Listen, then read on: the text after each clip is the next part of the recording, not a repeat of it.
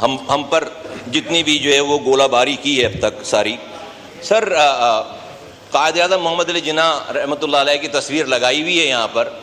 और मैं रिकन्सिलिएशन की बात करना चाहता हूँ। बहुत ज़्यादा मेरे पास पॉइंट से सारी बातें हो सकती थी, लेकिन मैं नहीं करना चाहता। लेकिन कुछ बातें इनके ख़िलाफ़ मोहतरमा फ़ातिमा जिन्ना कायद-ए-आज़म की जो है वो जो बहन थी, वो इलेक्शन लड़ रही थी और उनके ख़िलाफ़ उस वक्त के डिक्टेटर जनाब अयूब खान साहब ने इलेक्शन लड़े वो, और इनको मोहतरमा फ़ातिमा जिन्ना को रॉ का एजेंट गद्दार वतन करार दिया। और कायद-ए-आज़म मोहम्मद अली जिन्ना की वो बहन थी अयूब, ये बांग्लादेश के मुजीबुर रहमान, जिसको हमने गद्दार कह के बांग्लादेश अलग हो गया, वो मोहतरमा फ़ातिमा जिन्ना के साथ स्टेज पर खड़े होते थे और वो उनकी कैंपेन चलाते थे। और हमारे मुल्क में उस वक्त के डिक्टेटर ने उनको कायद-ए-आज़म की बहन को गद्दार करार दे दिया। तो तारीख तो ये कुछ कहती है, ये कुछ करती है। लेकिन शुक्रिया सर प्लीज बस वाइंड अप करें प्लीज। मैं आपको गुजारिश करूं सर, टोटल आपने कितना बोला है अभी? 20 minutes 37 seconds, 7 minutes before, 13 minutes now. Find up करें प्लीज सर, बहुत लंबी लिस्ट है। प्लीज माइक खोलें प्लीज सर।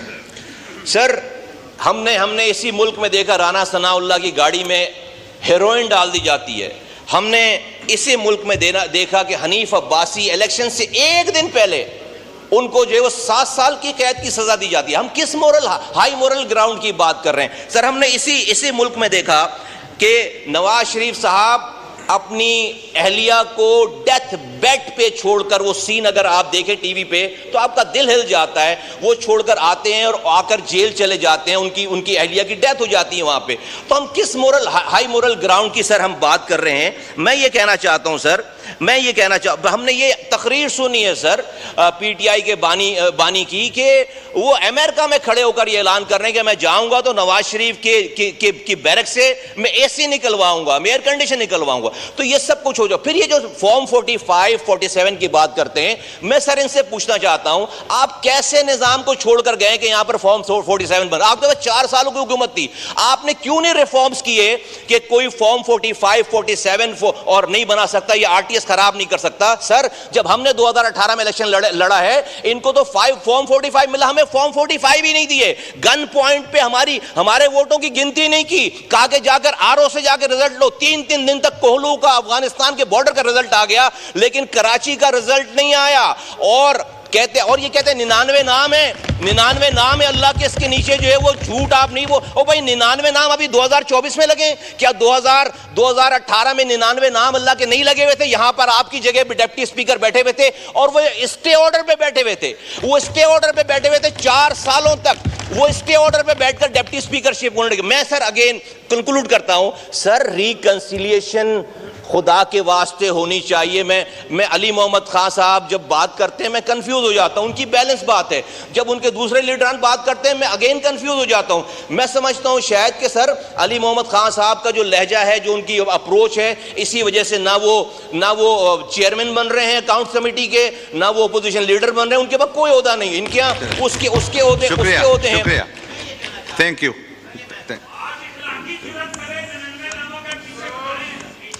ये मुस्तफा कमाल साहब का माइक खोलें सर। Wind up please. अच्छा सर वाइंड अप करो, सर वाइंड अप करो। सर ऐसा है कि देखें, आज अगर हम जो कर रहे हैं ना, 2029 का इलेक्शन भी ऐसे ही होगा जो आप चाहते हैं। आपने एक आर्मी चीफ अपनी मर्जी का लाने के लिए सारा तमाशा हुआ है। आपको अपनी सर यहां पर आर्मी चीफ को एक्सटेंशन दी गई इसी हॉल में बैठकर। आप कहते हैं कि भाई उनसे जो है वो आप कहते हैं कि न्यूट्रल हो जाओ। आप न्यूट्रल होने वालों को उस वक्त जानवर कहते थे। आप अपनी मर्जी की इंटरवेंशन चाहते हैं सर, आप अपनी मर्जी की, आप चाहते हैं कि एस्टेब्लिशमेंट इंटरवीन करे, लेकिन आपके लिए करे तो वो एस्टेब्लिशमेंट हलाल है। अगर वो इंटरवेंशन नहीं कर रही तो वो जो है। Thank you. सही है, पॉइंट आ गया पॉइंट आ गया बस। मुस्तफा साहब पॉइंट आ गया। मुस्तफा कमाल साहब का माइक खोलें। पर मैं ये कह रहा हूं कि सर अगर 2029 का इलेक्शन ठीक करना है, आए बैठे हम ये रिफॉर्म्स करें कि ना कोई 45 बना सके, 47 बना सके, ना कोई आरटीएस सिस्टम को बंद करके, वरना आप यकीन करें जो आज आप ये कर रहे हैं, आप 2029 में भी यही काम कर रहे होंगे, फिर ये ठीक सारा मसला ठीक नहीं होगा। और वो आज वो सदर है, कल कोई और सदर होगा। तो इस कुर्सी की इज्जत है ना, इस डोमेन की इज्जत है। और फिर बाहर निकल कर ये कहा गया कि आज हमने आसिफ अली जरदारी साहब को 21 तोपों की सलामी दी है। तो बजाय इसके कि वो एक वाक़या हो गया, उसके बाद जो है वो अच्छी बात करते उसको और एंडोर्स किया गया।